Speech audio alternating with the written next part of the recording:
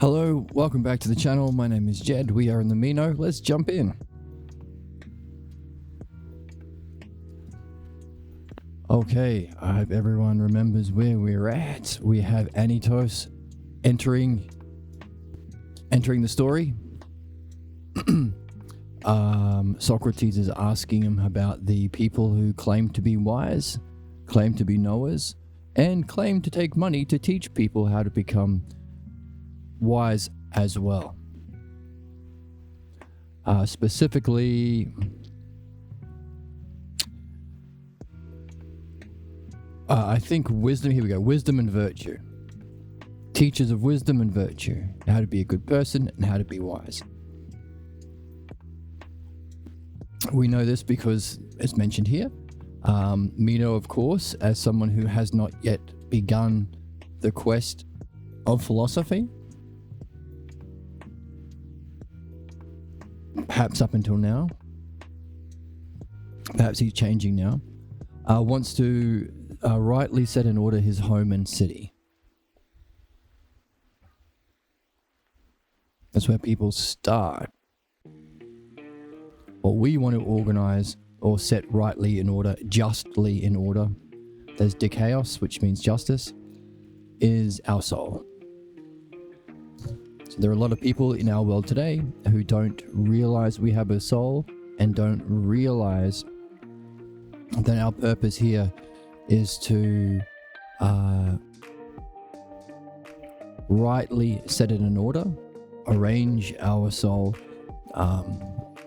what we have been talking about as mastery, become the master, the ruler of your own soul, to rightly set in order the aspects of your own soul. That's how you can reach real excellence. And of course, one of the questions on the table is virtue remembering that immortal highest part of our soul that knows the truth about reality? Or is virtue beyond even that? And where's my music?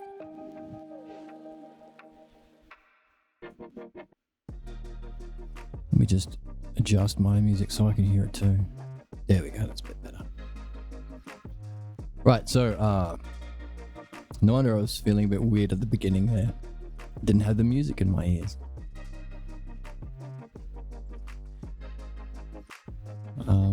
Yeah, so people who haven't realized they have a soul and their job is to order it.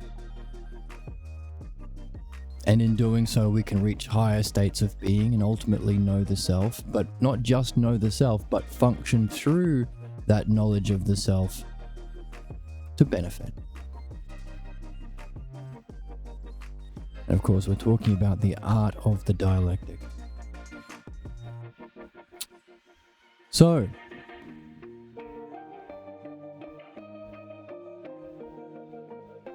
if there are people claiming to be teachers of wisdom and virtue, then maybe virtue is something that can be taught. And that's where we are.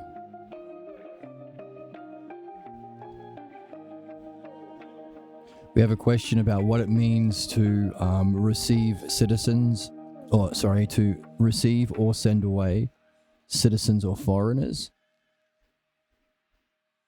So what we're really talking about is perhaps what is foreign to the logos or what is foreign to the soul. Maybe foreigners would represent false beliefs and citizens of Athens might represent the self-logos. I don't know. There is obviously something there. He wouldn't just add it because he's getting paid by the word. So what would the equivalent be to our soul? Now, Anytos says, by Heracles, hush. These people who claim to be teachers of wisdom and virtue are mistreating. They are the cankersaurs and the ruin of those who associate with them. And they are the difference between a shoemaker is if a shoemaker was lying about knowing his art, within 30 days he would be out of business. people would talk, people would realize the shoes are falling apart. How come these sophists, these people who are claiming to be knowledgeable about wisdom and virtue, how come they can spend 40 years and get away with it? Ask ourselves that. If any of these politicians that claim to know the nature of reality, the nature of what's good, claim to be, I should be the one making laws about reality because I am the most aware of and have the best understanding of the reality we're in. So I am the best person to organize our society in a way that is in harmony with reality and maybe also reflects the same pattern of reality in order to benefit everyone in my country. That's their job. That's what they should be saying. But it turns out that even though they are lying, they stay politicians until they're 100 years old and then they die. They get away with it. The sophists, where's my mouse gone? The sophists knowingly deceive and mistreat the young.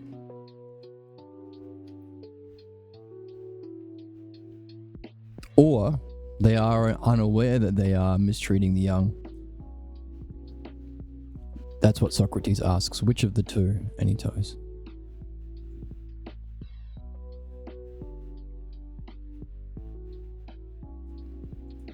If this is so, that we must consider these sophists to be insane, says Socrates. The very ones who profess to be the wisest of human beings are the ones who are doing the most harm. Anytos replies, they must indeed be quite insane, O Socrates, but far more insane are the young men who give their money to them. Even more insane than them are their relatives who entrusted their young ones to the care of these men. But most especially insane of all are the cities, who allow them in and do not drive them out, whether such attempt is made by a citizen or foreigner. So we have a repetition of this idea of citizen or foreigner. What would that be for our soul? For those like us who are learning virtue to become virtuous souls, to rightly arrange our souls. What do you think these terms represent?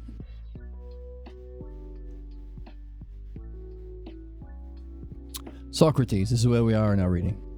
Socrates asks, Dear God, man, what do they do to you? What injustice have you undergone from the sophists, Anytos? Why would you be so hard on these guys? How did they hurt you? No, by Zeus, says Anytos, I have never associated with any of them, nor would I allow anyone else of my own family.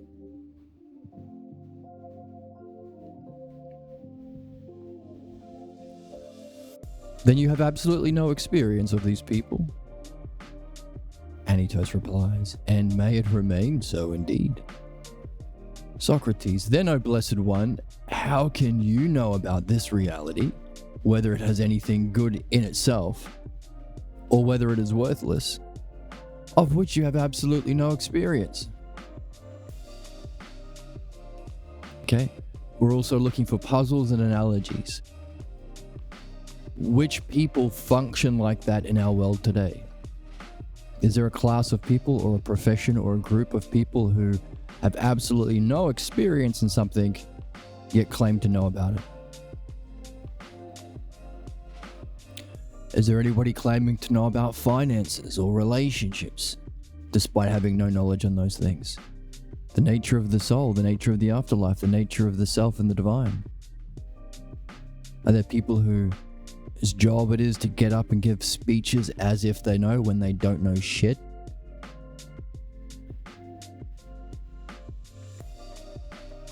Who are the people like Anytos? And because if it exists in people, it must be part of a principle. What is the state of mind of Anytos that functions in this way that we want to avoid? we don't want to be like Anytos, of course, or that list of people who I'm encouraging you to make a list about. So we look for the terms in the text, and then we create analogies. What's the state of mind, and who are the people like Anytos? You claim to know stuff that you don't know anything about? Anytos says, easily. Since I do indeed know who these people are, whether I have experience of them or not. So he has knowing without experience. This is a big one. This is a big one for philosophy, because the fact, this is even what elevates philosophy from regular scientific beliefs. Of course, this would not be scientific beliefs. This would be some form of ignorance, since he doesn't have any evidence, whereas beliefs based on reason and evidence we call scientific beliefs. And we all recognize that this is the highest level. The axiom beliefs as well, like beliefs that you don't even need evidence for because it's self-evidently true, truisms. But apart from axioms or self-evident principles, like if A equals B and C equals B, then A and C are equal to each other too. You can't prove that, but it's obvious. Other than that class of axioms, scientific beliefs are the highest. But philosophy is even higher. It is beyond belief. It's understanding. And one of the most distinguishing features, the thing that makes philosophy different from other learning, from other education, is this idea of experience. Scientific beliefs are still beliefs. You can never know them for certain. You can never experience them directly, to know them, to confirm them. So even scientific beliefs are hypotheses that change as we gain new evidence, or change as we gain new theories to explain the evidence. Some theories go in and out of style, of course. Whereas philosophy is an understanding of the logos that you can experience. That makes all the difference. Now, we've been talking about how that experience of knowledge is actually a remembering, and that's what all learning is ultimately for the immortal part of our soul that we have, that we might be unaware of, to remember the knowledge that it knows and knew and experienced before your incarnation. So this idea of experience is fundamental to philosophy and fundamental to nous, or knowledge. Whereas Anytos is personifying the opposite. No experience. And yet I have knowledge.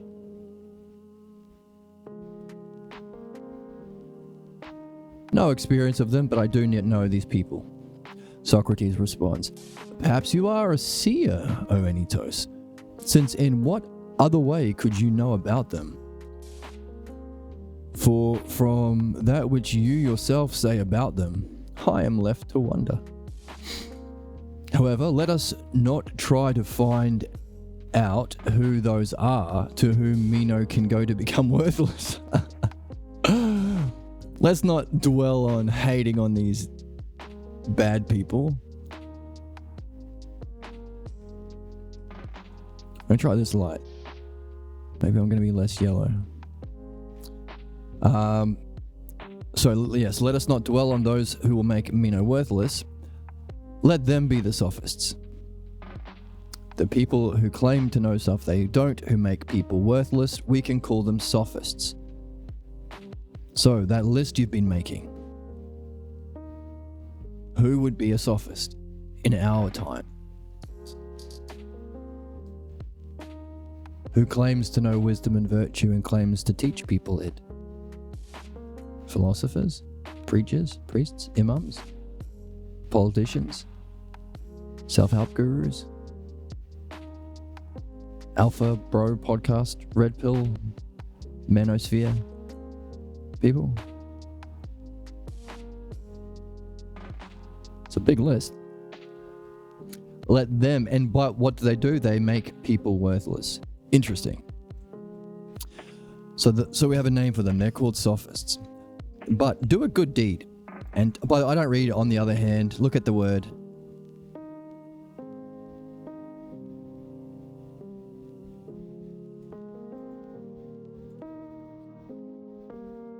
Allah.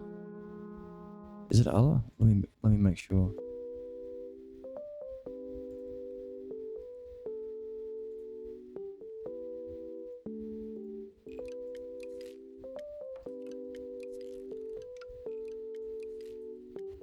Let's see if I can bring it up on stream. Open the window, we can do it together. Not the blackboard. This one. This one allows us to tap into the internet so we can check.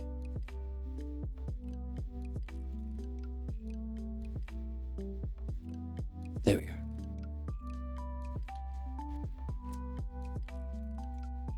There's our Greek. Allah. So there we go, everybody.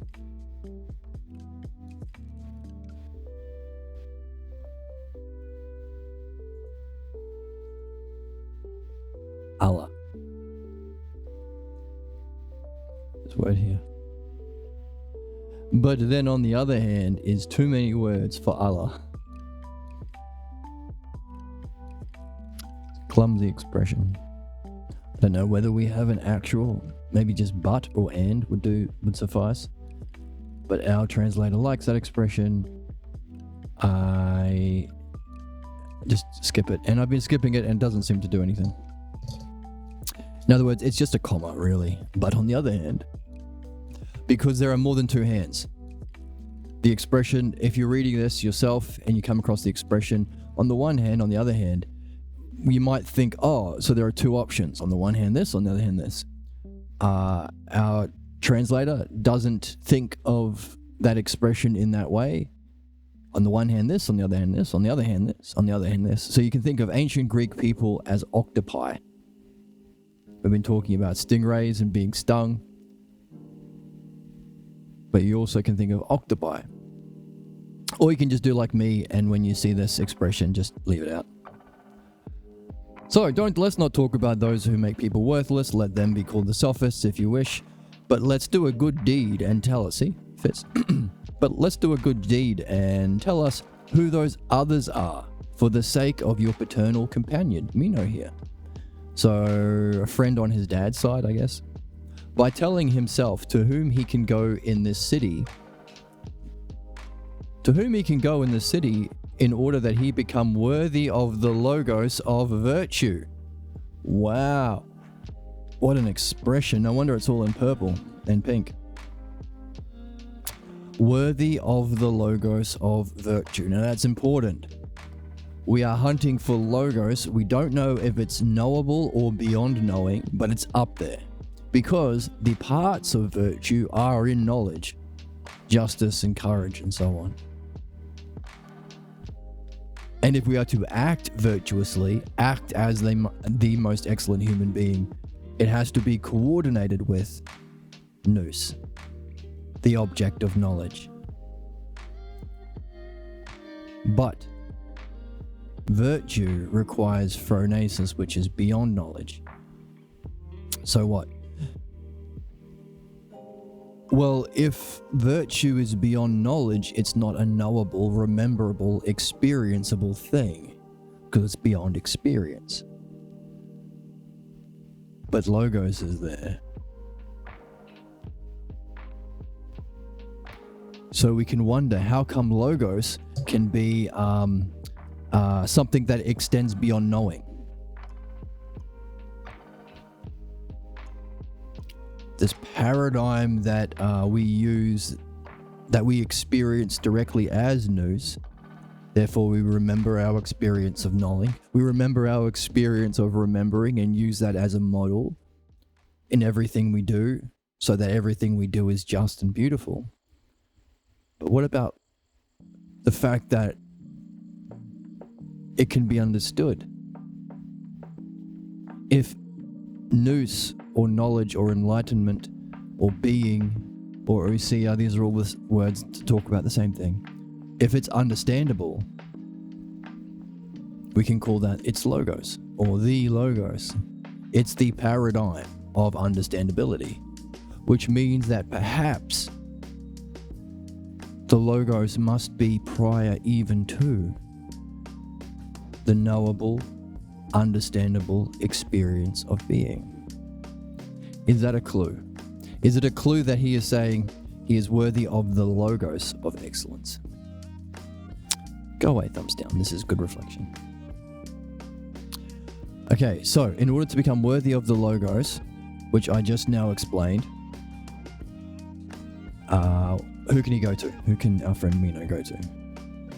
Anytos says, why don't you tell him yourself? Why did you not tell himself? Socrates says, on the one hand, I did say who I thought the teachers of these were, but on the other hand, but it's fine.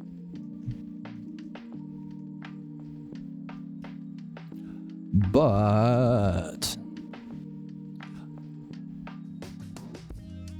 as you say, I happen to be speaking nonsense. And perhaps what you say is right. So then, oh look, there's our Allah, that we normally is translated as on the one hand or on the other hand. But here it is as just so. So just use so.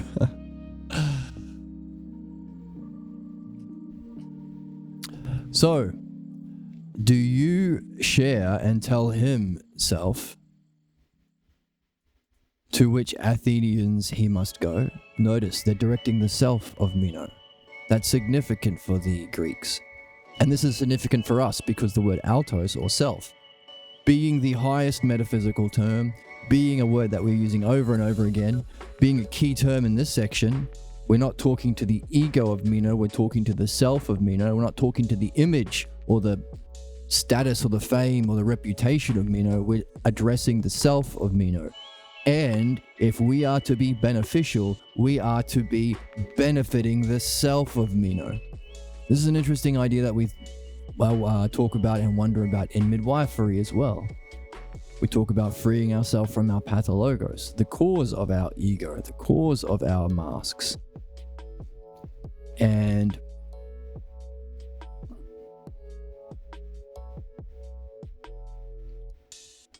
and even though every human being gets a pathologos from childhood, as a midwife, we talk about not talking to it because it's not the person. Midwifery isn't like modern psychology where you have a list of where the therapist keeps a list and thumbs down for them, keeps a list and develops his own system of interpreting the patient. No, we follow the logos as it presents itself in the moment. We're not drawing from our memories of the person, which also includes talking to the person themselves, not your image of them or even their image of themselves. Addressing the self. And notice, when does the word self come up in the text?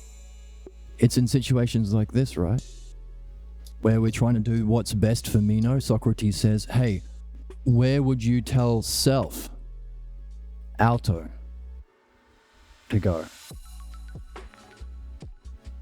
If you were a master of the best part, the highest part of a person, if you were to benefit their self, keep in mind, benefiting the self is to lead them to phronesis, which is somehow a state of being of self, because we have to have our soul guided by phronesis, coordinated with nous, following the logos and dialectic, but ultimately ruled or guided by phronesis. So we better be guiding others to phronesis, or the state of being one's true self.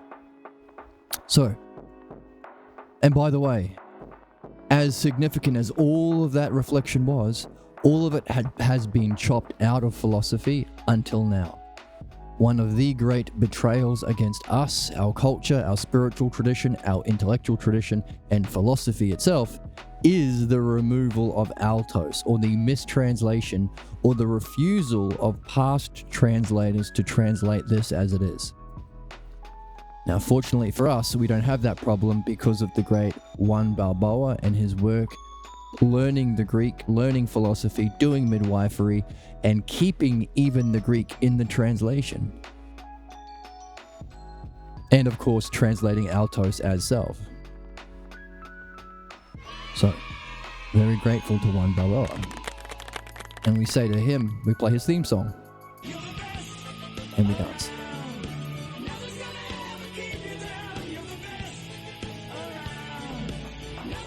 And we dance. Okay. So, Anytos, tell self of Meno where he must go. Tell him any name you wish. Anytos replies, but why must I be confined to one particular name? For any of the noble and good citizens of Athens that he may encounter, without exception, will make him better than the sophists. What's that sound like? Hey, you don't need to be an expert. Just go down to the local pub, go down to the street, go down to your supermarket. Your colleagues at work or school. Yeah, they all know what's good. They all know the difference between right and wrong. Better than those people who are claiming to be experts, like Protagoras and Gorgias. What's that an appeal to?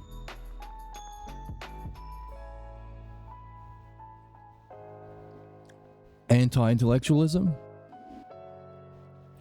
I don't like them academics with them book learning up in there. I just have common sense. I learn on the street. I went to the University of Hard Knocks.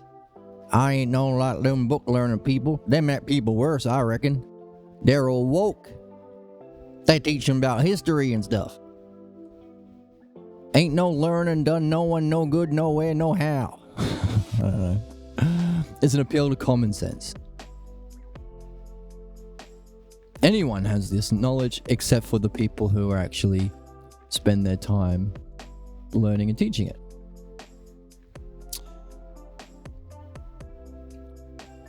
Any of the noble and good citizens. Although we do have this qualifier. Maybe you can say, well, he's not saying everyone. The noble and good ones of Athens, without exception, will make him better than the sophists. If indeed he is willing to be persuaded. Notice, people who appeal to beliefs of the many or opinions or common sense. What do they deal with? Persuasion, manipulation, intimidation, fear tactics. What are all the politicians and fascists doing to distract us from the corrupt system of capitalism, which is disgusting and torturous and creates extreme wealth inequality and war and genocide? What are they doing to distract us from that? Using fear and lies to trick us, otherwise called persuasion. Persuasion, not dialectic, not understanding, not truth.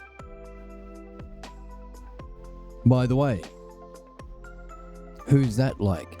Those people who we put in the category of sophists. Let's take one. Let's take a preacher. Let's take an evangelistic preacher.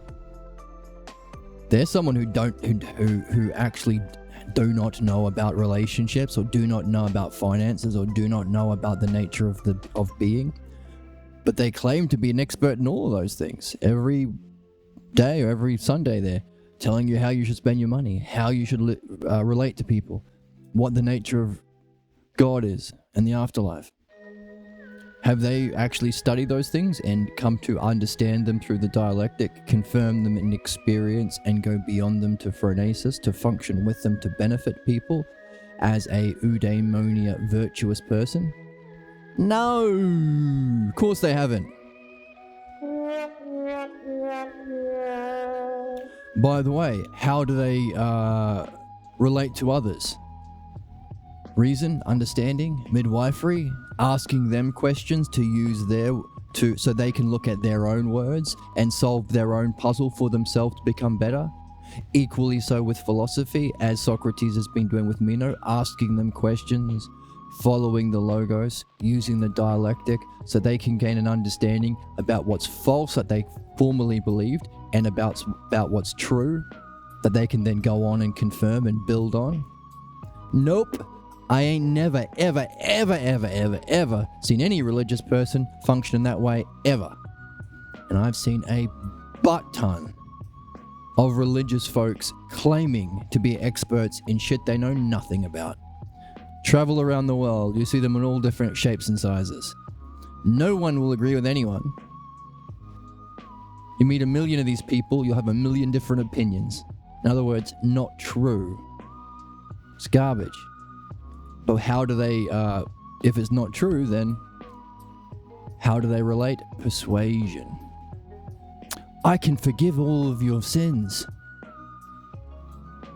Or, you'll go to heaven if you believe. Or if you don't do what I say, you'll suffer in hell.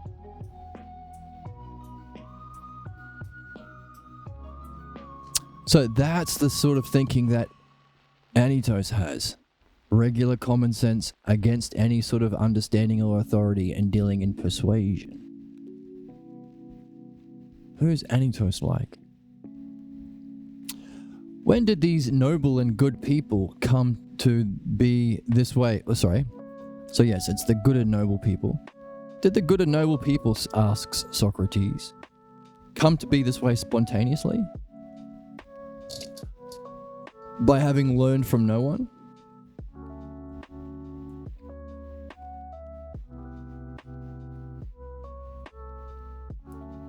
Having learned from no one?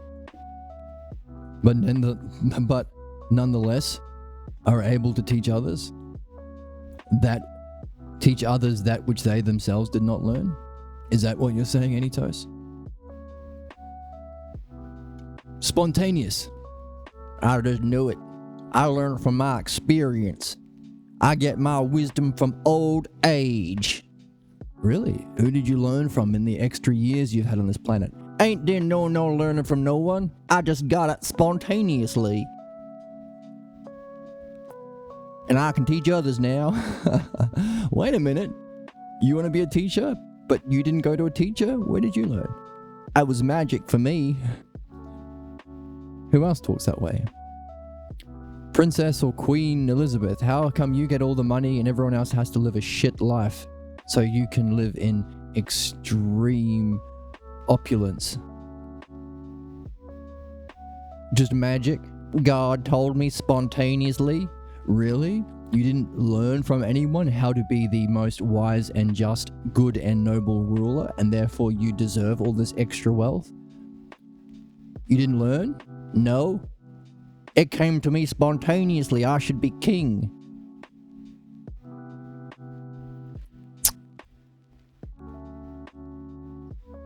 Hey, Elon Musk. Same questions.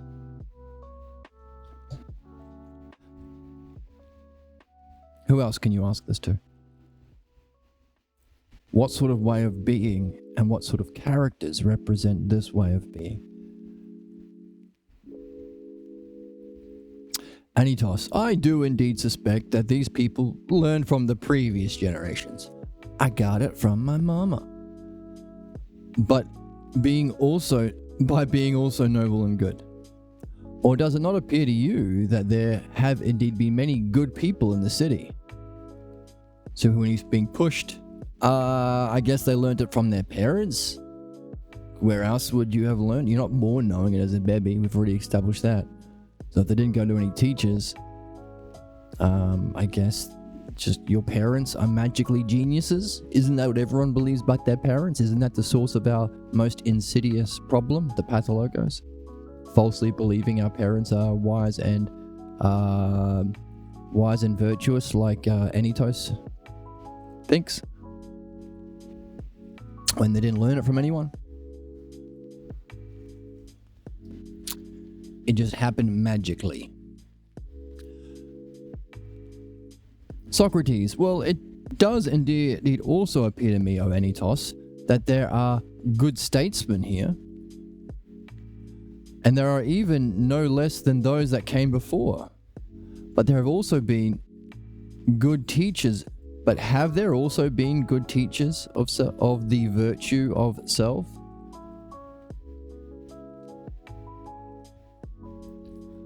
For this is that which the Logos happens to be about, not if there are good people here or not, nor if there have been in the past, but what we have been considering all along, if excellence is teachable.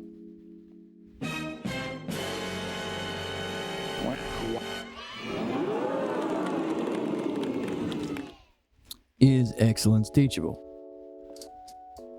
Thus, by considering this issue, we are considering whether good people, both those now and before, also knew how to transmit to another this excellence which the good selves were. Okay, so good selves, there's that question. Is it the good selves in being, or is it the good self which is beyond being? Obviously, it has to incorporate both. It's not just coordinated with intelligence, it also has to be phronesis. What the heck is phronesis? We don't know, but we know it's beyond knowing. And it's probably something to do with the self. If it's beyond experience, what are you left with? The thing having the experience. So, one of the words to describe that self, which is beyond even being, is the one self. That's the first hypothesis in the Parmenides.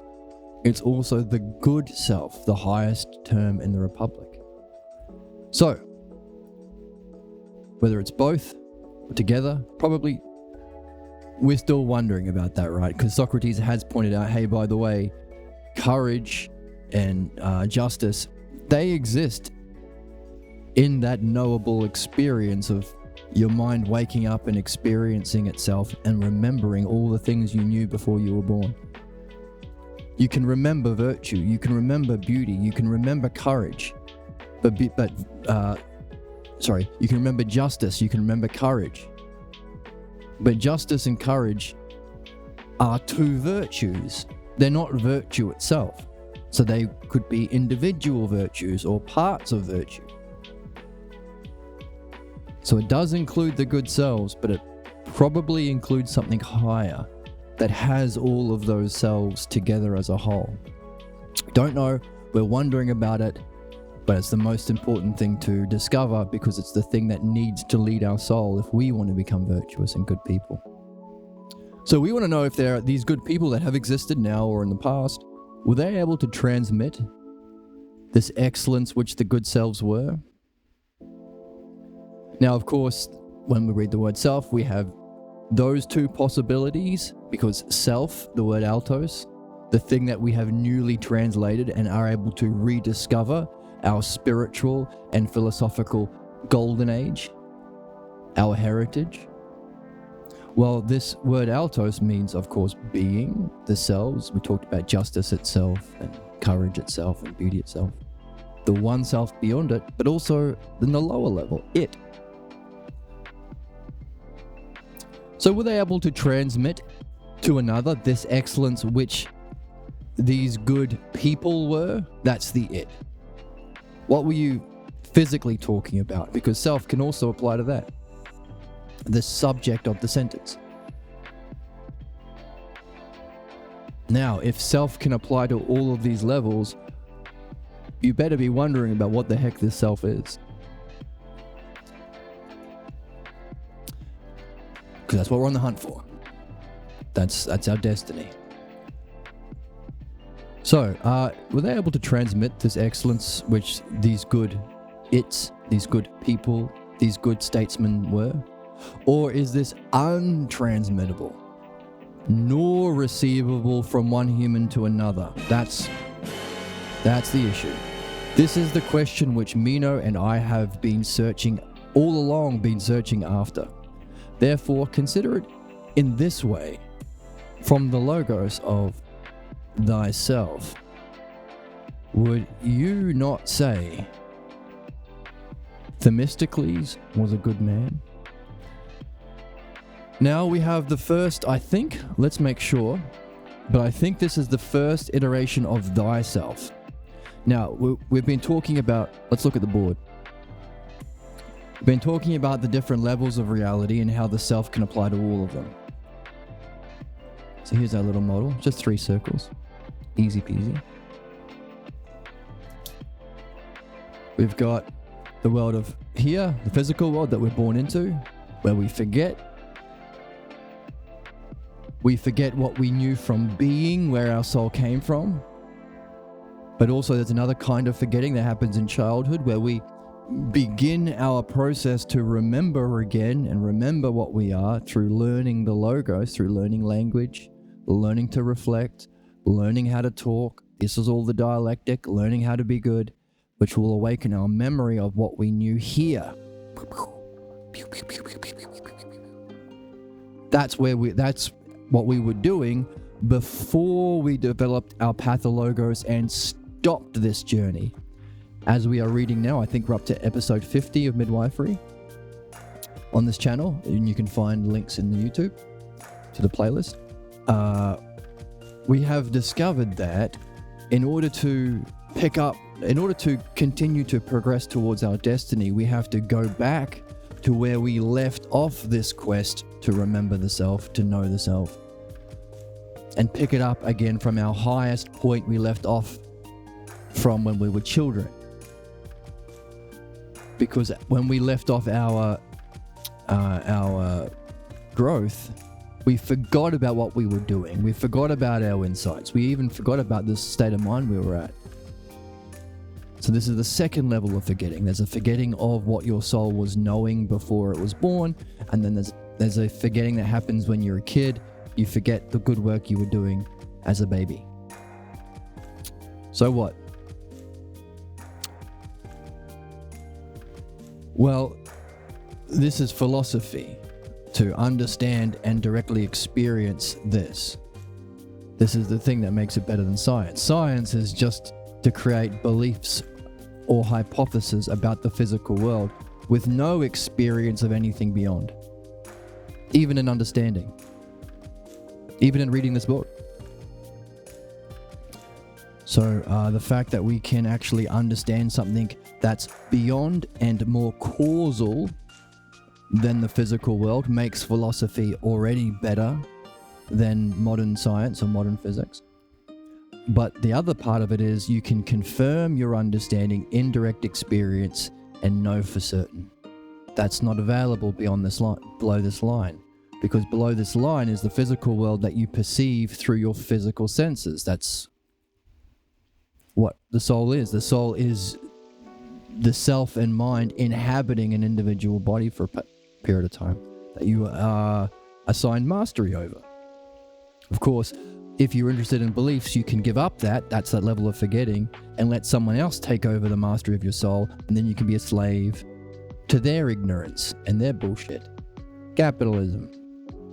Or getting a pathologos from your childhood, from your parents. Giving up your work to be slaves for them. Okay, so that's philosophy. You can actually know it. But as Socrates said, by the way, you can use your understanding in logos, and you can even use your remembering of truth and reality in good or bad ways. You also need to go beyond and ask the question, what is the good self or the one self? And the word altos could refer to this, because that's the word self. Can refer to this, because all of these are the selves. And it can refer to the physical world, because you can say, this is my coffee mug itself. Or, as we read before, the excellence which those good selves were, those good people that we were talking about were. But there is one special word, and I think this is the first time it's come up, which is probably a clue. Thyself. Thyself.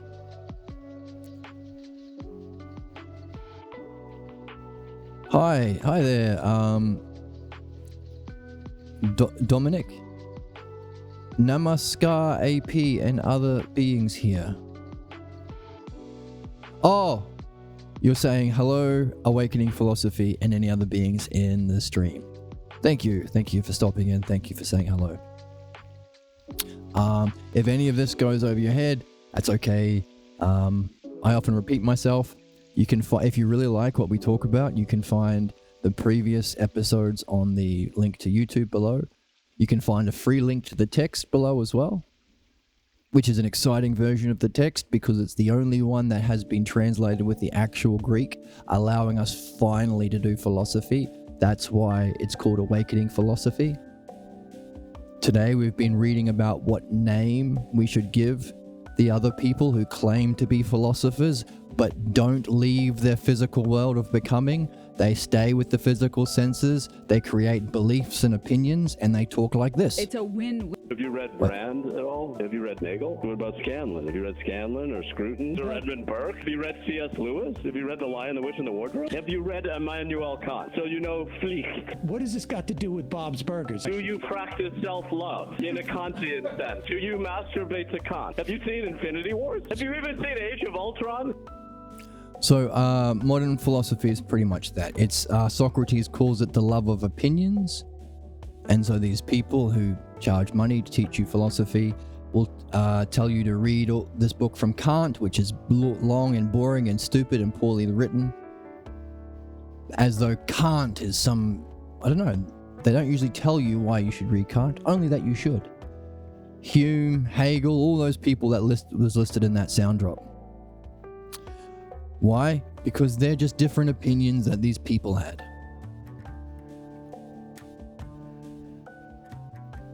Reading written works and saying I read them is funny. What's the joke part? So what we are learning to do is read in a new way. See, we've also learned a name for these people. They're called sophists. And they teach you to read by projecting your own opinions, images, and beliefs onto what you're reading. So a modern will say, like a teacher at our English class will say, what does this book mean to you? And you can say anything.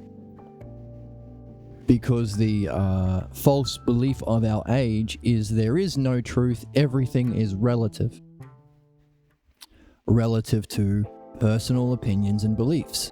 So if it's Donald Trump's opinion that he can have all the money and you should starve to death, that's just as valid and good and helpful as a belief that all human beings should have their basic human needs met, so we can be free to pursue philosophy. Now that's obviously stupid, and we don't actually believe it for things like shoemaking. If you pay money to your shoemaker, he better fix the shoe. He can't say, well, it's my opinion that it's fixed, as politicians do, or as people who teach philosophy professionally in universities do. You can't just say, oh, it's my interpretation that the shoes are fixed. You'd go out of business. No one would give you money to fix your shoes anymore. That's what Socrates has just been talking about. Whereas for some reason, the stuff that matters most, the nature of God, the nature of our soul, what it means to be an excellent or virtuous human being, that's what we're reading. Those things, there is no truth. But if I get on a plane, you better make damn sure that the pilot isn't flying the plane based on his images, opinions, and beliefs. He better have understanding and experience. Same thing if I'm hiring someone to fix my shoes, if I'm going to a doctor, if I'm hiring someone to fix their house. They can't say it's my opinion that 2 and 2 equals 5, because your house will fall down and kill your dog. But one of the great betrayals against the human race is to say, oh, of course, that's obvious, except for philosophy, except for politics, except for your soul and how we live together as souls. That's the tyranny of our age. Awakening philosophy is to overcome that by reawakening our own ability to understand for ourselves, to think for ourselves, to reflect on ourselves, to directly experience, where's my pen? Directly experience the self. That's this level, that's the focus of philosophy. This here, to separate your soul from your physical body and physical senses to enter into this realm of mind knowing itself. That's what we're after. But philosophy leads into something else called philophronesis. Because even this realm of knowledge has to have a cause. That's our movement from the experience of self, or self experiencing itself as it's overflowing. So the one self, the highest term, is so perfect that it gives off a radiation, kind of like a scent. A flower gives off a scent. It's not doing it, it's just so wonderful that it naturally gives it off. The scent or the shadow or the luminance, the overflow of the self is this experience of being, which is the self knowing itself as ousia. Ousia is the word to describe the fact that this self-reflection.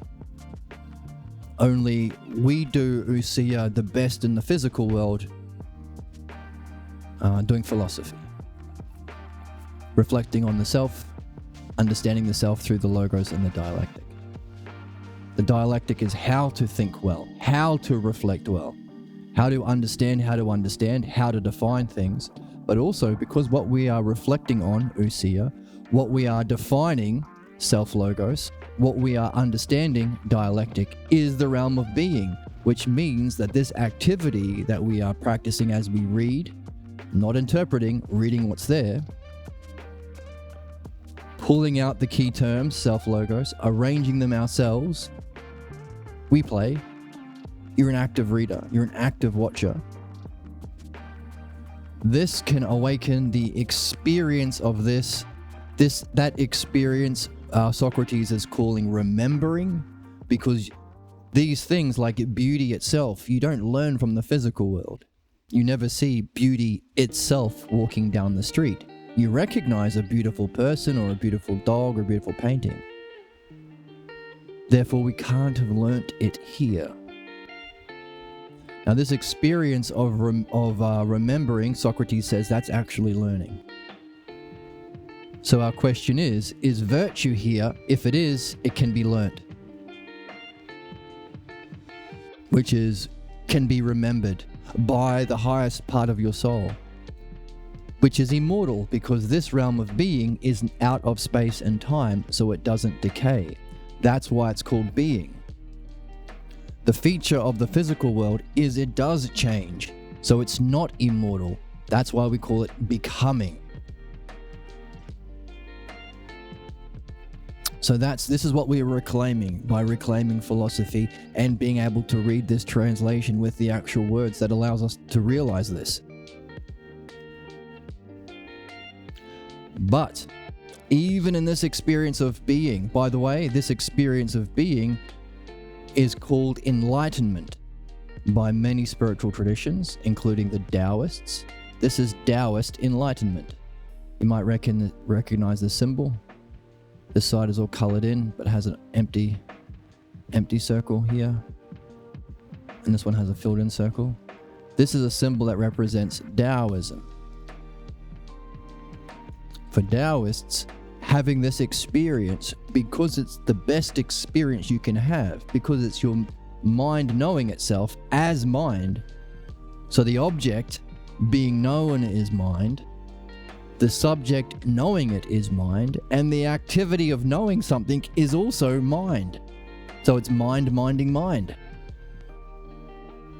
Because it's by definition the greatest experience, some people think it's enlightenment, like the Taoist spiritual tradition. But it ain't.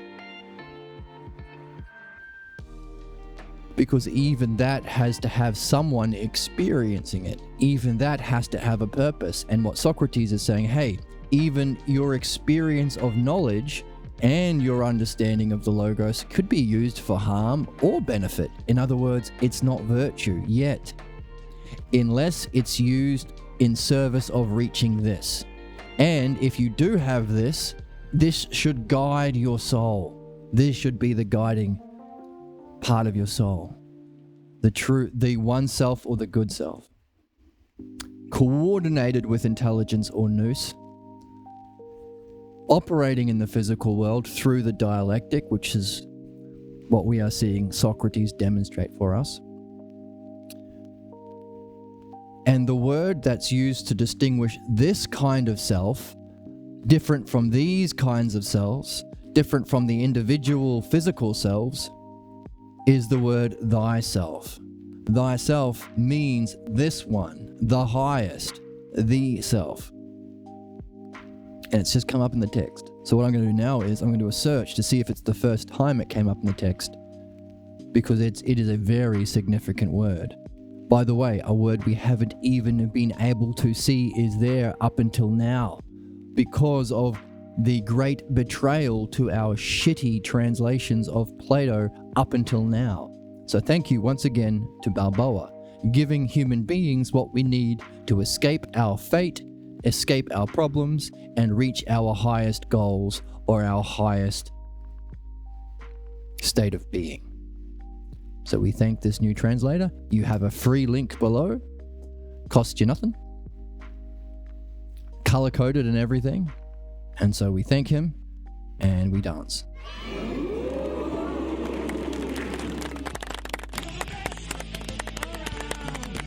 And we dance with my stuffies.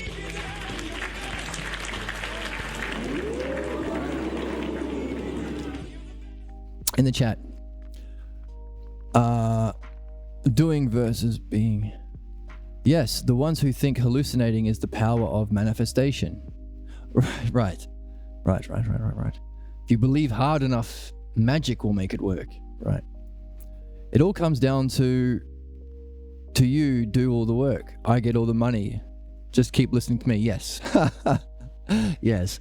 Right, so we've been asking who in our modern times represent these sorts of people called sophists who claim to know but actually do harm, and they don't help you develop understanding in the way we've just described, don't help your evolution, don't help your learning or your remembering of truth.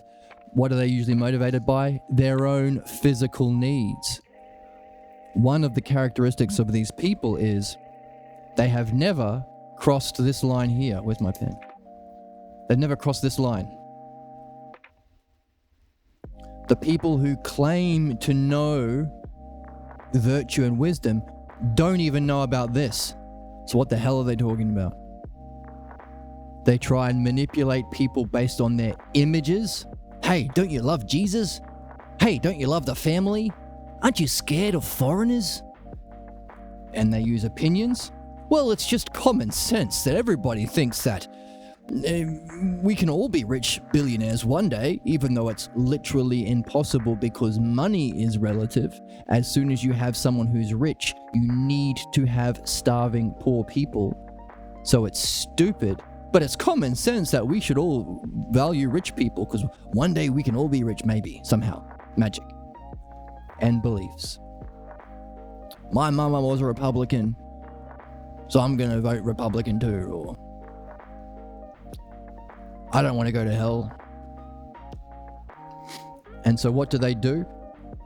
They have to prevent this, the development of your own thinking, understanding, and learning. So you stay down here in the lowest level of cognitive thinking, images, prejudices, opinions, beliefs. To do what? To benefit them personally. Not really benefiting them, because benefiting them would help them move through their evolution. But because they're stuck, they want to pretend they know everything. They're not listening to Socrates when Socrates says, hey, by the way, this is something I will fight for. You should always seek that which you don't currently know. You will always be made better, more courageous, and more beneficial.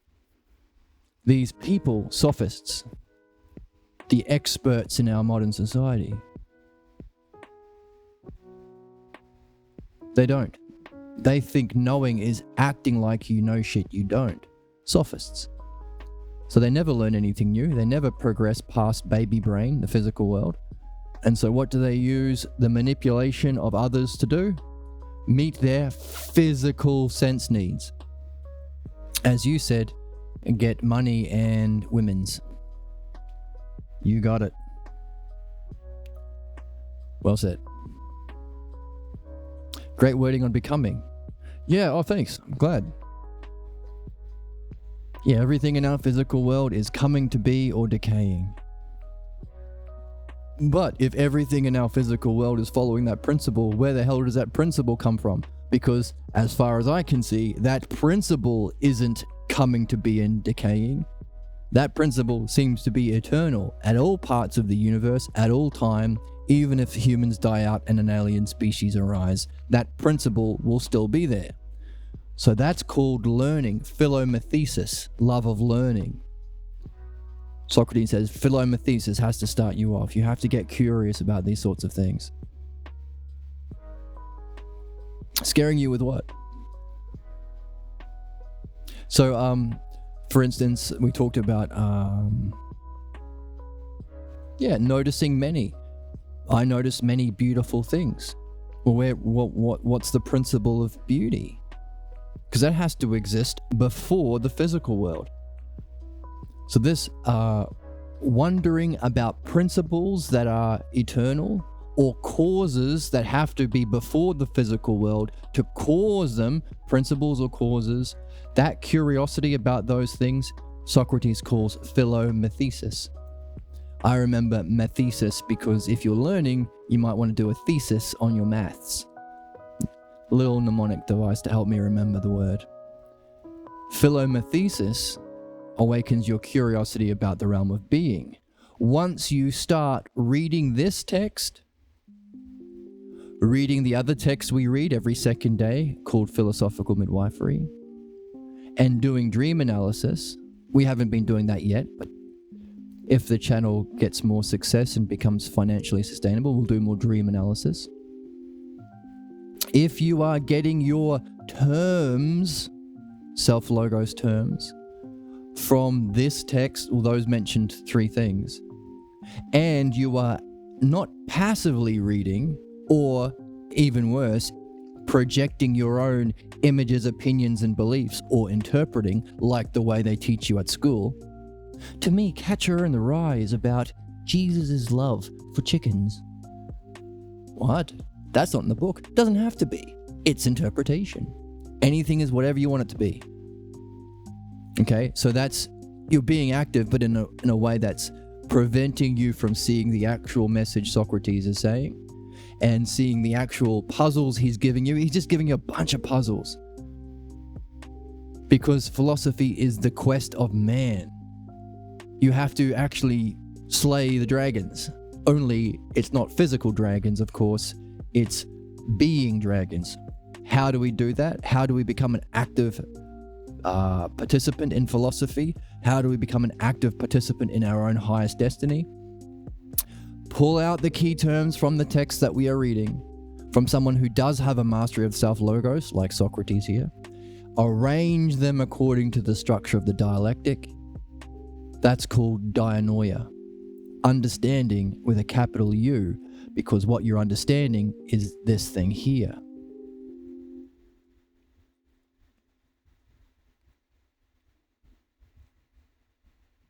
That exercise of dialectic is the exercise of philosophy. If successful, because you have been focused on a realm of being, sustained focus with curiosity, using the self-logos, so you have a question, so you're open and curious, you're not certain and closed-minded. You're actually wanting to answer that question, so you're showing integrity, you're having courage, you are matching that level with your own character, and you are using the self-logos and dialectic from the reading that we do on this channel to solve the questions that you have about the realm of being. So you also have understanding, which is key. Then formally you have all of the conditions for meditation. All other meditations are just diminished versions of this. For instance, you can have sustained focus on a candle, but where's your question? But where's your self-logos and dialectic to develop an understanding? It's not there. So it's only meditation light. In fact, the only tradition that's complete is this one here. And we are understanding why that is. Therefore, so if we engage in, philomathesis is wondering about the cause of the physical world. Hey, I've got physical things, but I've also got a mind. The reason why I'm here right now is not because of my physical body, it's because my mind decided to come here. So it's silly to say all causes are physical causes, like they teach you at school, if we have a mind. Because my mind decided it would be best for me to be here. So what's my mind and what's best? And why does my mind seek what's best? My mind also decides that certain things are more beautiful or more good. Well, what's beauty? What's the good? In fact, my mind decides what is most beneficial before my physical body does anything. What we are reading here is what is the nature of that which is most beneficial to our soul. What is our excellence and how do we get it? Why all these thumbs down today? Thumbs up. Thumbs up, thank you. So that's the movement from philomathesis, the love of learning, curious about mind. And then Socrates realized that none of the actual teachers were teaching about mind, so he had to do this work himself. But fortunately, we can benefit from Socrates. We can benefit from this reading and the translation that we have. That's philomathesis into philosophy when you pick up the dialectic. Even when you are having those experiences, those enlightenment experiences, we don't call it enlightenment, we just call it ousia, the mind knowing itself, but not through our physical senses, because our physical senses see the world of becoming, whereas mind itself, or ousia, sees being. Philomathesis into philosophy, but then Socrates points out in the Phaedo, philosophy isn't the end goal really, because that same pattern has to continue. What's the cause of this realm? What are the principles or causes that are needed for there to even exist a knowable enlightenment experience of your soul knowing itself as reality, as immortal reality? What's the cause of that? So then philosophy, philosophia, the love of wisdom, becomes philophronesis. That's the third level of learning. So philosophy is like a transitional point between philomathesis and philophronesis. The love of phronesis. What is phronesis? I don't know, but it's super freaking important. We've just read, hey, if you want excellence, oh, by the way, this is the question we're on. This is where we are in the text. We're about 3/4 of the way through. And Socrates is reiterating the question on the table to Anytos. He says, by the way, we are wanting to know if excellence is teachable. If any of the people who have been actual good, virtuous people, now or in the past, can transmit. And by the way, whatever it is has to be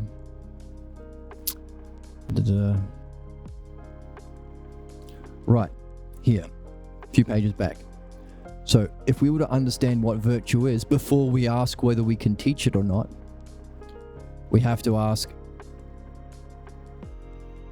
okay, so this is the conclusion from a little bit back. And again, you can scroll through the videos on YouTube at your leisure. For all human beings, everything depends on the soul. So someone in philomathesis, that's their insight. Yeah, we have physical things, but everything depends on my mind, my soul, what my psyche. Soul is another word for psyche. The psyche that can inhabit your body and rule it. So everything that happens to us is based on the condition, the state of mind, the state of learning, the state of virtue, how triggered you are, or how calm you are, how courageous you are, how just you are, how good at ruling and thinking and planning you are, these are all aspects of your psyche or soul. Everything for human beings depends on the soul, whereas the virtues of the soul depend on phronesis. The word in the translation is mindfulness, but that's a bad translation because it's beyond mind. Mind is being, remember. We're after what's beyond being, what's the state of self. But he uses the word mindfulness because there is no English word. There's not even an English word for understanding, being, dianoia. And that just leads you into directly experiencing it for yourself. Don't have to believe anyone, by the way, if you see it yourself. That's called nous. There ain't no English word for nous. And as we're reading,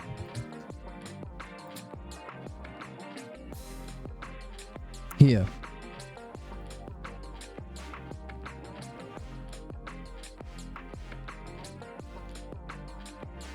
here.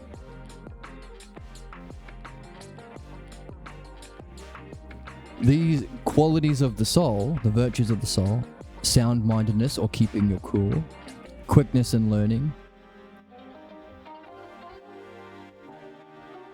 they have to be coordinated with intellect. Because if you just charge the army on your own, that's not courage. That's not a virtue of your soul. But if it's coordinated with nous, what's nous? This level of being here. Let's write it in. Nous. What color? What color? This color. Nous. This is dianoia. There's no English word for that. And as we are reading, coordinate with intellect, the word is nous. That's underneath there in the Greek. Yeah, that's nous.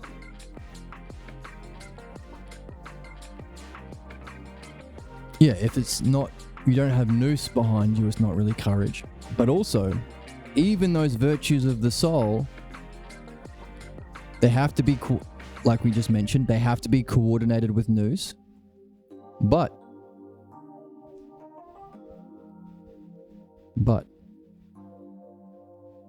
even then, the soul has to be guided by phronesis. If our soul is, because here, even all of the virtues of the soul, they're neither beneficial nor harmful according to themselves, whereas they become beneficial or harmful by the addition of phronesis or the lack of phronesis. It all depends on phronesis ruling your soul. Otherwise, you're not virtuous, even if you have reached nous. So, we're after this phronesis. Also, we need nous in our back pocket because we have to be coordinated with our intellect. Also, we need the dialectic because we better understand what it is we're in and doing. And also, the dialectic is how we communicate it. The same structure in how we understand is also what guides good conversation. That's what we are seeing in Socrates over and over again. That's why we practice pulling out the key terms and arranging them like solving a puzzle in a video game or something, or just a regular puzzle. You have to find the pieces and then you have to arrange them. We arrange them according to the dialectic. So, we need dianoia, which is the understanding of this realm. We don't have an English word for it, so how are we going to teach it? How are we going to learn it? Why don't we have an English word for it? Because after Socrates, our culture, our human history diverged and went down the Roman path of the material world, the physical world. The Roman, stay down here, fight, invade, oppress, meet all your physical needs, as you're saying, competition, breaking up all the subjects into different physical studies like we see at all of our schools today. Our culture and our education is the Roman lineage, not the Greek. What we are doing is rediscovering where we left off. So just like in midwifery, When we are uncovering the cause of all of our problems, we realize that when we were young, we sacrificed our development to pick up an image, a role within the family, a mask that we can wear, all for the image of unity within the family. That's the beginning of our problems, that second level of forgetfulness. So what we do is we read midwifery book every second day. We learn the dialectic applied to what's false about the self, what's false about being, what's false about justice and beauty and stuff, and what's false about language or understanding. Which is interesting because our inner voice reflects our pathologos, our sick logos. Our inner voice maintains our problems, blocks us from our highest selves. So everything we do in philosophy, there is its inverse or its bizarro world equivalent in midwifery. That's why we read both books together on this channel. You free yourself from what's false so you can do this. Now you've got those pretenders off the throne, you can find the real king of your soul. You are not the diminished idea you have of yourself. We are on the hunt to discover the true nature of yourself, or thyself. Thyself is the highest term. So if you are also carrying an unsuspected false belief about yourself, you can't have both. You can't realize that you are the highest version of God and also think that you're rubbish. They don't fit together. So we do midwifery and philosophy together. In midwifery, we go back to where we left off. As a child, we are developing towards this. We are thinking for ourselves. We're curious. We're asking questions. We're reflecting quietly. Then all of a sudden, a parental figure comes in and says, no contemplation. Go do something practical for me. How do I benefit from you knowing yourself? Newsflash, parents, you don't. You don't benefit. You're not here to benefit off your children. Same thing for capitalists and stuff. Your job is to get out of the way and help them stay on their quest to know themselves. But that never happens if you're a human being, because part of our job here is to learn midwifery, which means you have to be given a problem. Also, our soul is born seeking these things. So if someone comes along when you're very young and appears to be beauty itself, which is usually a parent because you don't know any better, then that goes right into your soul. In the place where this should be, in the place where nous should be, you carry a false image of beauty. And by the way, that's why people end up marrying women just like their mum or men just like their father. They haven't looked at their model of being, their model of goodness or beauty, and they haven't examined it. By the way, this is the most important thing you can do. Philosophical midwifery. Understanding how to reflect on your problems and its cause to free yourself from it, so you're free from pursuing false ideas of beauty to justify a false idea of the self, and infecting other people with this psychic parasite called the pathologos. That's midwifery, freeing us from what's false. Philosophy is using that freedom to seek what's true. So what? How are we going to do that in our culture without the language? Short answer, you can't. Just like we are fortunate with the English language that we can ask questions about being, and we can discover this word because we have the word the. In the physical world, you never see a the. You never see the beautiful. You see beauty as an adjective. You see justice as a describing word.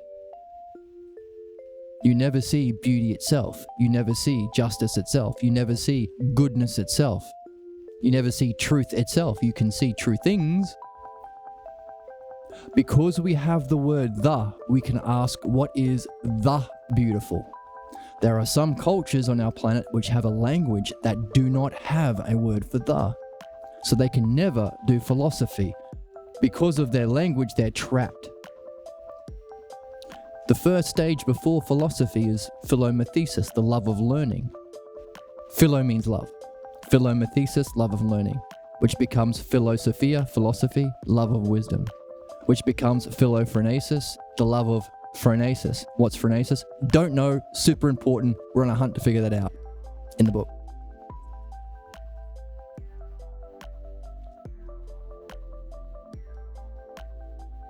So that's neat.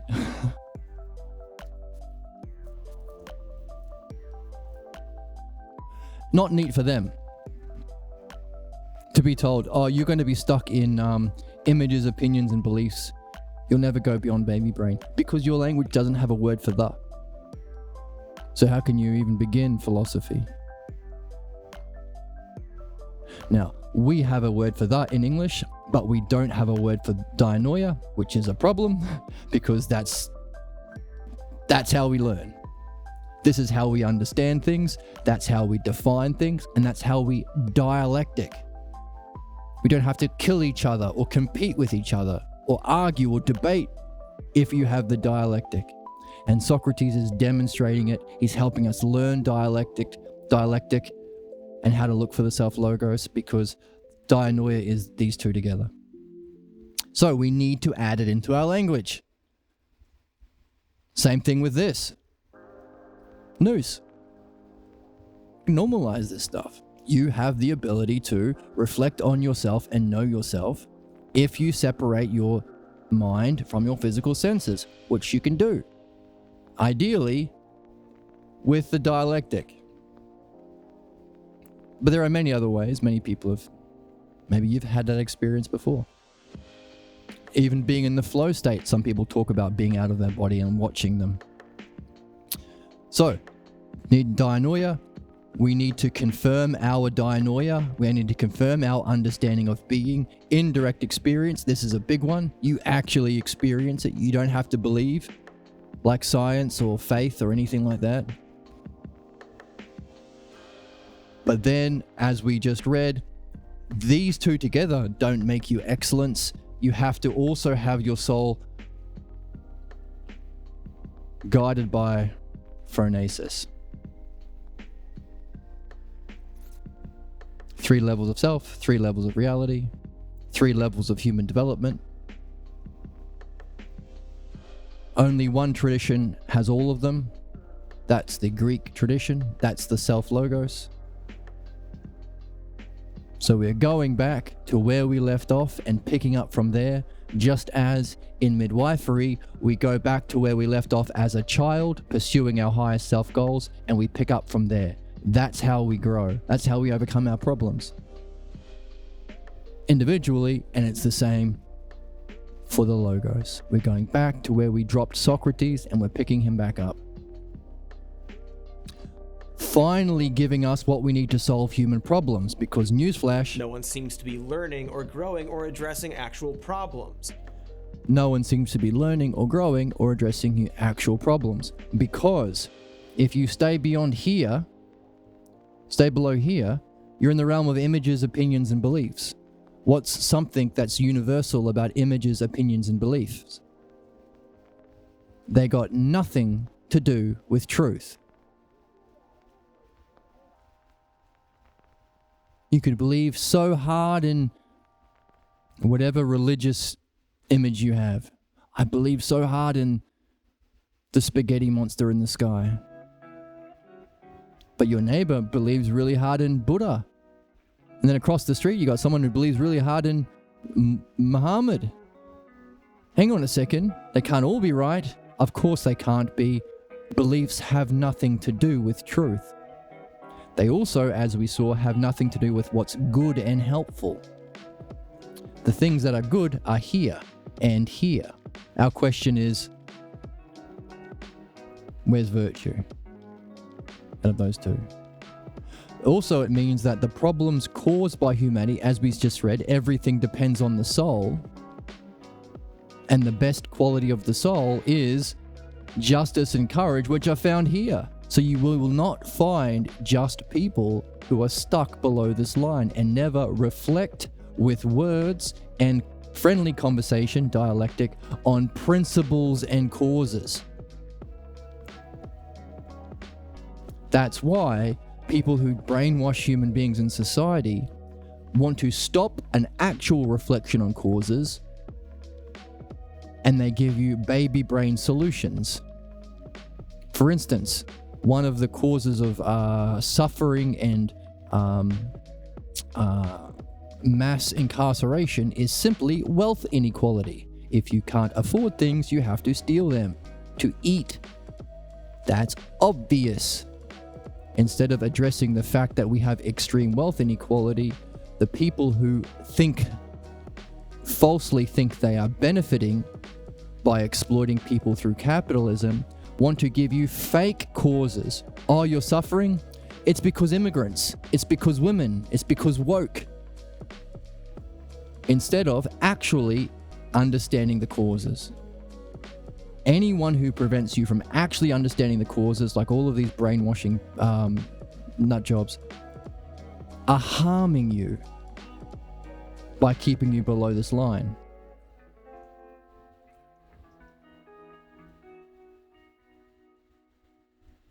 But we can cross the line because they're idiots. No, they're not. They're sophists. We just learned a new word. They're all sophists. People who have no experience of anything nous or understanding, but claim to be wise and virtuous while charging money to pass off their harmful opinions.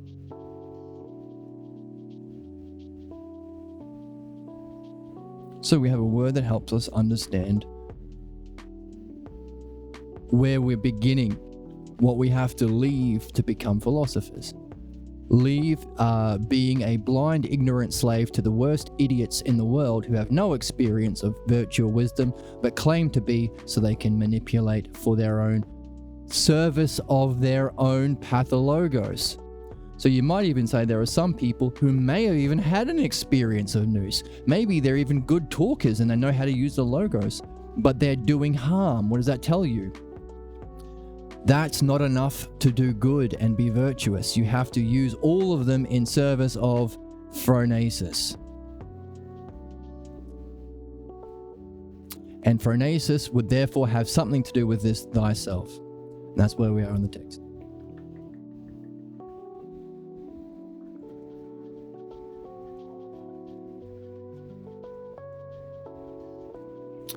And so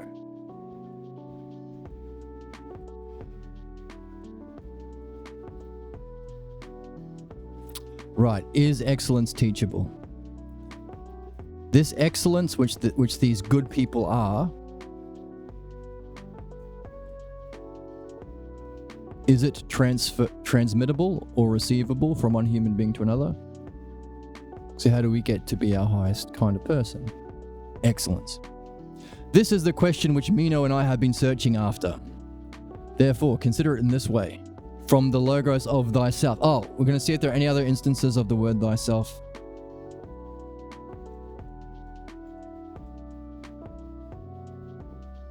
This is the no, there's been one. Okay? Now, if in the whole text there's a key word, what's a key word? Self-logos. What are the clues we use to solve the puzzle? To escape the haunted mansion? What are the items we're collecting? Self-logos. Pulling out the key terms. Okay, so we have the ruby key and the sapphire key and the pearl key. We have the items from reading the text. We've pulled out the key terms. How do we solve the puzzle? We have to arrange those things in the right order to unlock the basement door or something. What's the equivalent? In the true quest, in the highest example of play that video games and other games imitate, like we said, focusing on a candle is kind of meditation, but it's only one little part, the sustained focused attention. Dialectic is all of the parts. You can say looking for key terms in a video game and then solving the puzzle. That's fun. Resident Evil, Silent Hill sold lots of copies based on this infinite amount of games. But equally so, they're just taking apart the real game, the highest game, the most noblest, most meaningful, and ultimately the most fun and rewarding game, the archetype of games, the noblest game we call it in philosophy, is this. So what's the equivalent to solving the puzzle? How do we arrange all of the terms? The dialectic. That's the game. Also, look at the way the terms are structured within the text. If there is a word only used once, and it's a keyword, maybe it's a big clue or even a solution. Now we've got two instances of the word thyself, which is curious. Let's look at them. The first one came about halfway through the text, where Socrates is saying, if I was the ruler of myself. Oh, interesting. Okay, so we're going back and he's talking about who should rule the conversation. Because Meno doesn't know shit. He thinks he knows what virtue is. Doesn't. But he still wants to be the one leading the conversation. Sound like anyone else you know from modern culture? How many news programs or debate shows have the most ignorant fascist asshole deciding he should be the moderator? He should be the one talking over all the guests. So Socrates is pointing that out. But now we've read a little bit further and realized that virtue has to be, yes, through the dialectic. Yes, coordinated with nous. But ultimately, to be ruled in your soul by phronesis. So now that we're going back with that information in our back pockets, this section here where he says, hey, if I was ruling the conversation, it has more impact to us now. We see at a different level of depth. Layers and layers. That's the logos. Layers of profundity, symmetry, and meaning, guiding us to our highest possible goal. And what Socrates says, if you do that, if you follow the logos, seeking phronesis, everything you experience and undergo will end up with you reaching eudaimonia.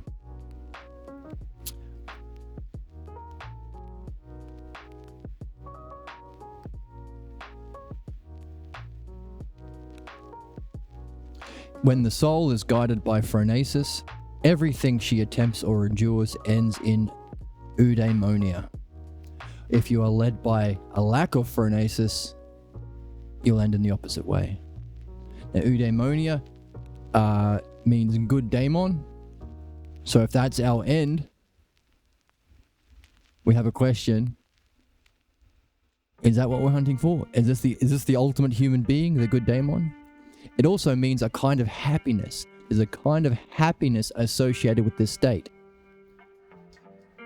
Now, if you end as a good daemon, you can't be good without what we've just described as virtue. In other words, if you end in eudaimonia, you also have to end with phronesis in your back pocket and nous and dialectic in your back pocket. So this good daemon state of being has to include phronesis, but also is a feeling state, a kind of happiness beyond pleasure,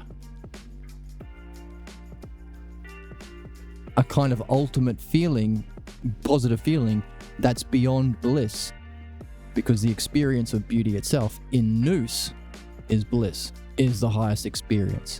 That's why in the Republic, Socrates warns, if you can access nous, please don't be like those people who dwell in the isles of the blessed and just stay in mind knowing itself or bliss. Please help those on the journey up, but keep going, because that's not virtue. Even that can do harm. That's why the soul has to be guided by phronesis. And if you do, you can relax, you can sit back, because if you are guided by this phronesis in everything you do, and how you help others as well, anything you go through, anything your soul attempts or endures will end up with you reaching your goal. which is wild for Socrates to say. I wonder how come he sees that as obvious to the point where he's telling us about it. Okay, going back to thyself.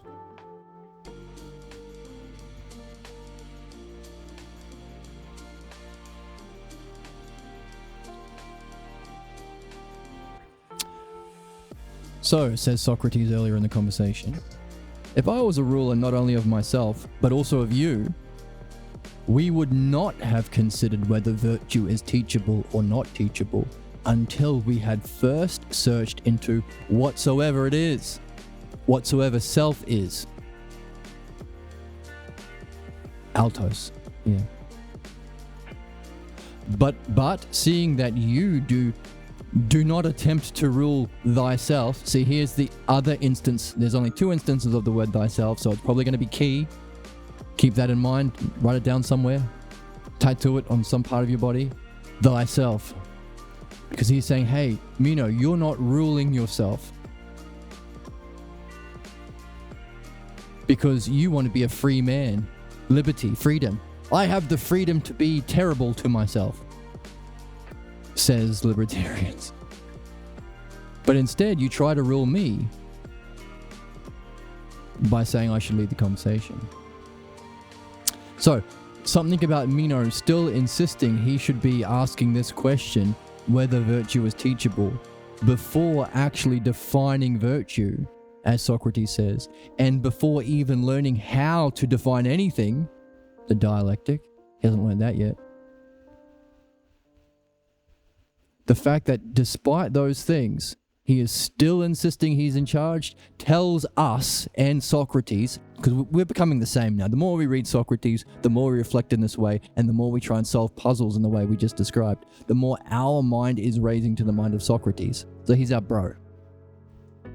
Someone who acts like that, still insisting to be in charge, even though they've been shown that they can't understand anything, they can't define anything, because they don't have the dialectic. They have no experience of reality because, as Socrates says, you left school before your initiation. Let's find it in the text.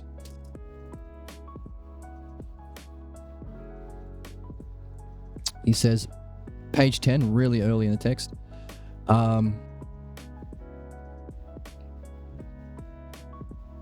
It's theatrically tragic, Meno. This is after, here we go. Yes, okay. It's theatrically tragic that you are not able to follow my dialectic about shape. Also tragic that you left your school before the mysteries, and so you remain but if you remained, right, but you should have remained and become initiated.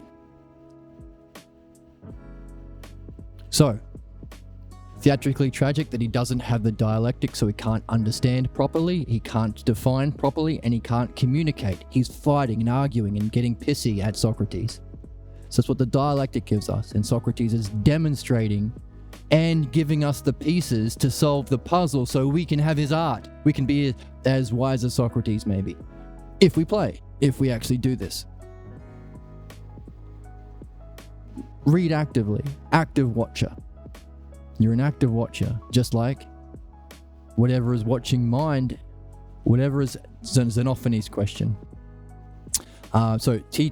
Socrates' teacher was Parmenides. Parmenides' teacher was Xenophanes. Starts with the X, and that's as far as we know. Homer was earlier than that, but that's pretty much the lineage we have of philosophy. Xenophanes was the guy who gave us the koan. What is the whole of seeing, hearing, and thinking right now, and what is watching? So that's Xenophanes' question. But that implies that we are watching something.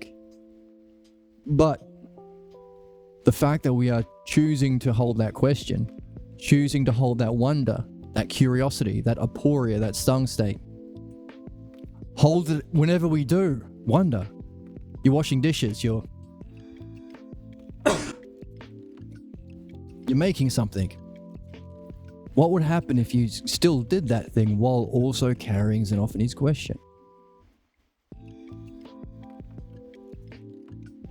That's a thing we do here, if you want. And we share our feedback, our experiences with our friends so we can reflect on them and understand them to learn. So what? So,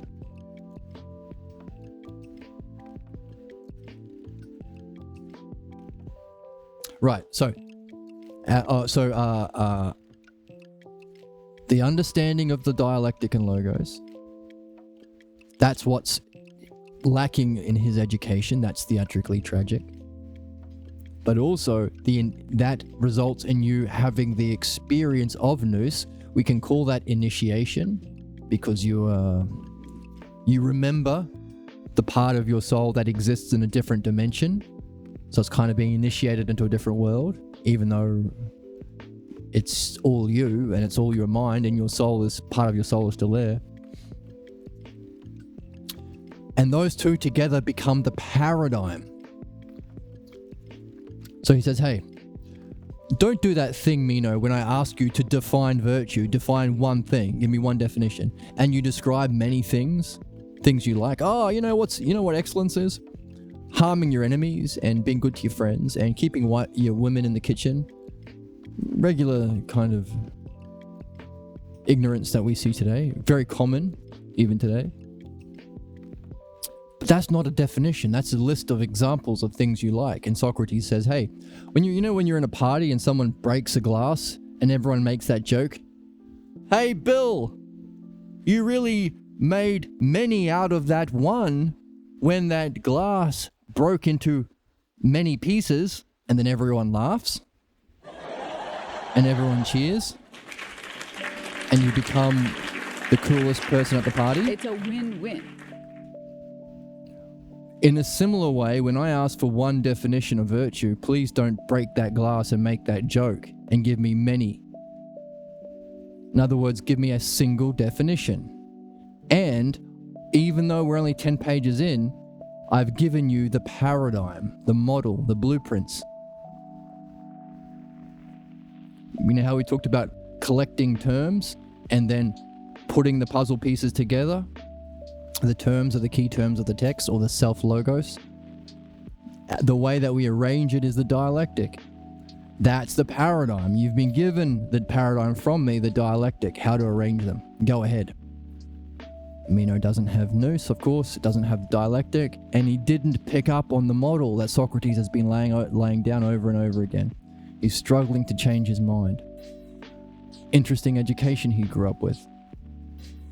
By the way, if you're getting into this philosophy, realizing your quest to master the logos is the quest of all human beings, and you start talking to your friends or loved ones about it, how easily do they change their mind? Or are they like Meno?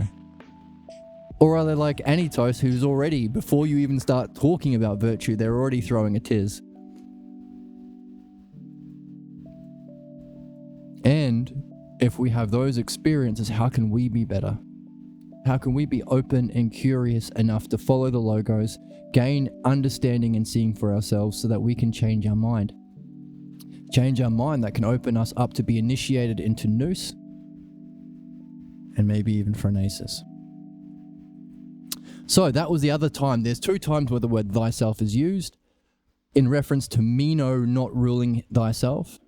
And because we're like Socrates, we recognize, oh, you're insisting you be in charge, even though you don't know how to define anything as a oneness. You've never been experienced, so you don't know the model of truth and beauty.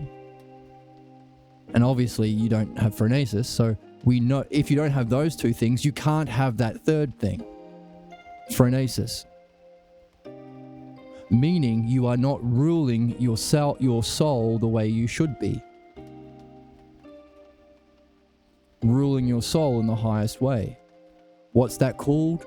Ruling thyself. The word thyself means the highest, means this one. Know thyself, our goal as we climb this ladder of logos. Know thyself. So, Socrates points to Meno, hey, you're not ruling thyself. And now we have the second and only other instance of thyself in the text, which should tell us something. And it's now. The first one was about halfway through, now about 3/4 of the way through. Where Socrates is saying to Anytos, hey, pal, here is the question on the table. Can you transfer this excellence of the soul? Consider it in this way from the logos of thyself. So, we've seen Socrates say to Meno, you're not ruling thyself. We're wondering about that because we know that virtue has something to do with, well, is either completely phronesis, or phronesis is a big part. That's what we've discovered so far. But phronesis has something to do with the self. But it's a mystery to us. The logos of thyself.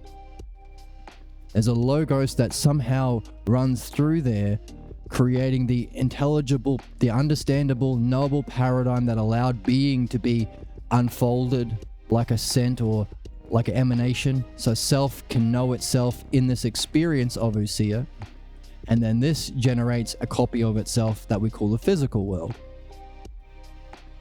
This is an emanation of that paradigm, or the logos, and dialectic too. So what? So he says, consider in this way from the logos of thyself. So what's Socrates doing? As a person, as a guide, as a helper, as a good friend, especially seeing as Anytos is triggered, he said, consider it this way. Thyself. He's appealing to the highest part of Anytos. Not this guy who thinks common sense is good enough and doesn't like any teachers of anything and would never send anyone to school because they just take money to make people worse. Not that part of angry Anytos, but he's talking to the highest part and he is encouraging him to follow the logos. What more can we do? Would that addressing thyself of the person we're talking with and encouraging him, inviting him to reflect, following the logos. Is that a fantastic definition of what we have been learning about excellence? Is this the best way a person can be? Is this how we use a dialectic? Is this what makes Socrates a good friend? Ignoring all the masks and the ego and the hate and the hurt to address the highest part of somebody and say, hey, reflect on that with the logos. Self-reflect. What part of the self? Thyself. With what? The logos. What did we reflect on earlier? A sustained focus on something which is knowable with genuine curiosity and consideration. Using the logos to solve the puzzle. Weren't they all formerly the conditions for meditation, such that all other meditations just take bits and pieces of that? Therefore, in this simple half sentence, consider in this way from the logos of thyself. Consider self-reflection, focus, sustained self-reflection. Focus on what? Virtue, something perhaps knowable. The self. With what part of yourself? What are you ultimately after? Ruling thyself. And what are you solving the puzzle with? The logos. Therefore, this half sentence here, consider in this way. What way? The paradigm. He's already laid that out. Consider following this paradigm of the dialectic, following the logos of thyself. Is that a fantastic summary of what philosophy is? Or what somebody using the art of dialectic to benefit someone would be doing? In which case, could we ask the question, does Socrates have virtue? Is he in that state of eudaimonia? He seems to be functioning in the most beneficial way. And a brilliant description of what that most beneficial way is in the sentence, which is also those meditation conditions. Please, if you would like to, reflect, following the dialectic and logos, to know thyself. In fact, that could be the subtitle of this podcast.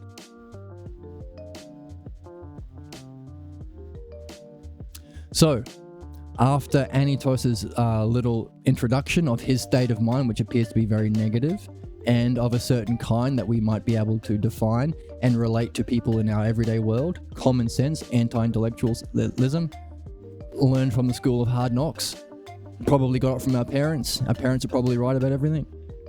What's that way of being?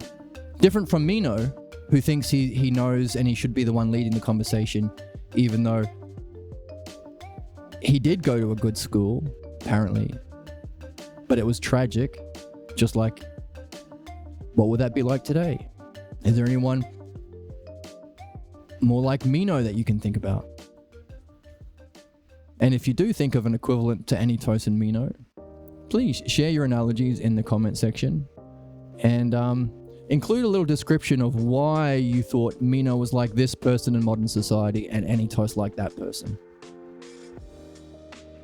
So we can enjoy it and think about it and reflect together, following your logos of yourself.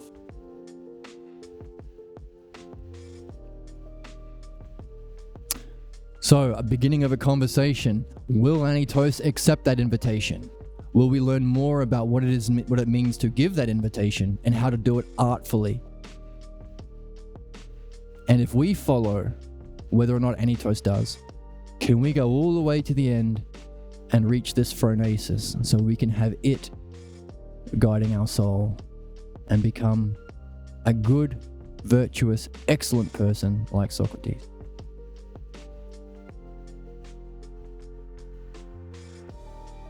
On that cliffhanger, I hope to see you tomorrow. Thank you so much for joining. Thank you for the new chatters. I appreciate it. Thank you for your comments and your reflection and your time and your wonder. And I wonder if I will see you next time. And I hope I do. Feel free to support the channel using the links below if you like. And I'll see you tomorrow.